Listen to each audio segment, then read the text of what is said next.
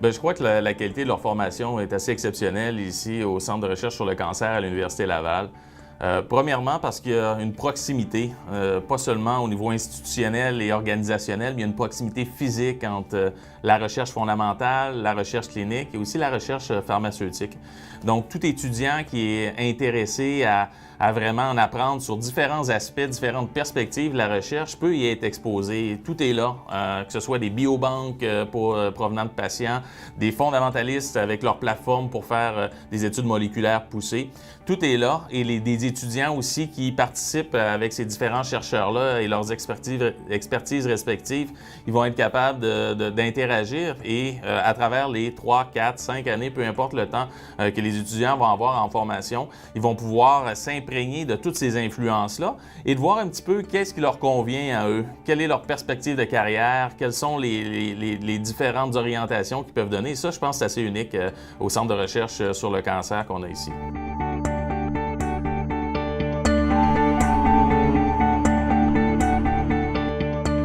Bien, premièrement, comme urologue, oncologue, j'ai fait mon entraînement ici à l'Université Laval. Puis je connaissais vraiment déjà les forces du centre et aussi des collaborateurs potentiels.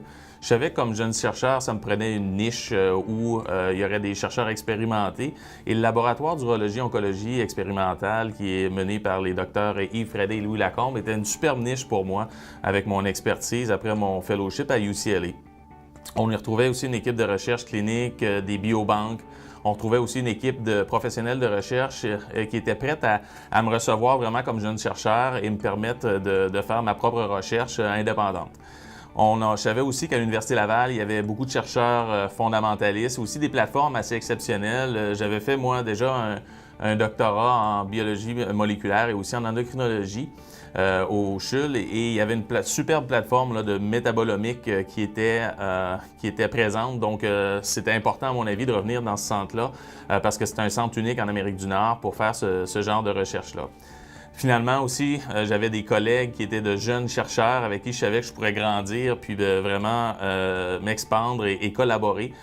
Donc, tout ça faisait que ça faisait une superbe niche pour moi, le Centre de recherche sur le cancer à l'Université Laval, pour revenir m'établir.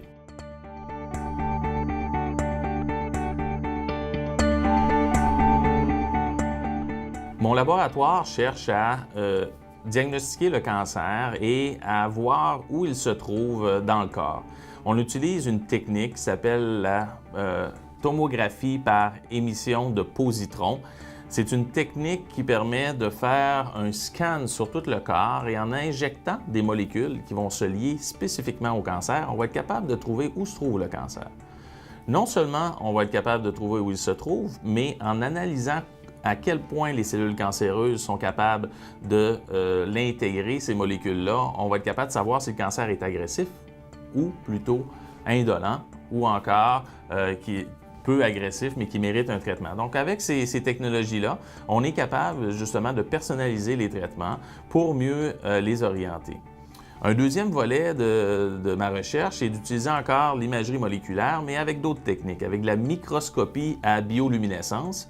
Cette fois-ci, on prend du sang de patient et on utilise des adénovirus pour aller traquer, pour aller identifier les cellules de cancer de la prostate dans leur sang et on les garde vivantes. Et on interroge ces cellules-là pour savoir si chacune de ces cellules-là est sensible ou résistante au traitement proposé en clinique.